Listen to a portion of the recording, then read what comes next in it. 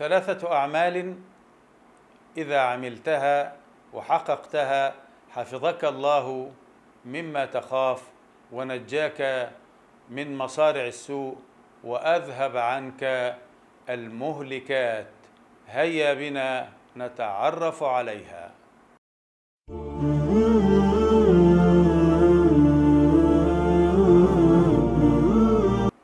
السلام عليكم ورحمة الله وبركاته.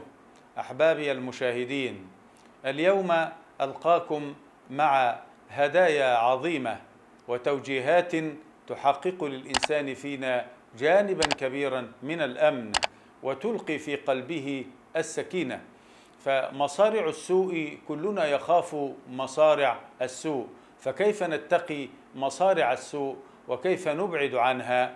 النبي صلى الله عليه وسلم يبين لنا هذا عندما يقول صلى الله عليه وآله وسلم: صنائع المعروف تقي مصارع السوء.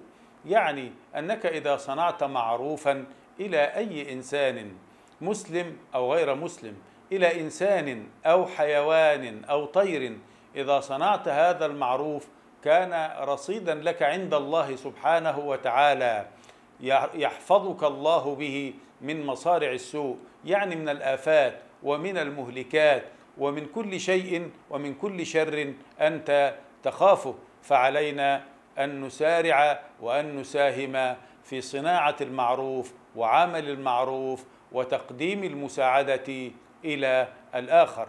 وأما الوصية النبوية الثانية التي تدفع عنا غضب الرب سبحانه وتعالى وتجعلنا دائما في رحاب الرضا الإلهي وفي رحاب الحب الإلهي وفي رحاب العون الإلهي، فهي صدقة السر.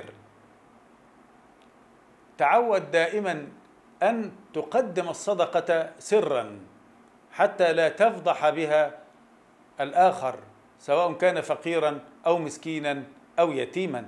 وابن عباس يذكرنا بفضل صدقة السر التي هي في التطوع، فيقول إن صدقة السر في التطوع، يعني فيما ليس هو واجب، تفضل صدقة التطوع في العلن ب70 ضعفا، كما أن الصدقة الواجبة يعني الزكاة المفروضة في العلن تفضل الصدقة المفروضة في العلن أو في السر ب25 ضعفا.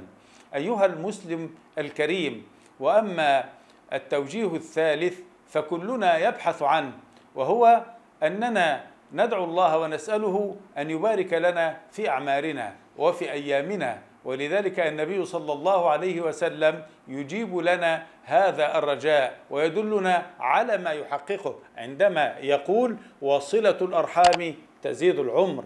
تزيد العمر بركة، وتزيد العمر أثرا إيجابيا، وتزيد العمر حقيقة، وهذا من فضل الله سبحانه وتعالى.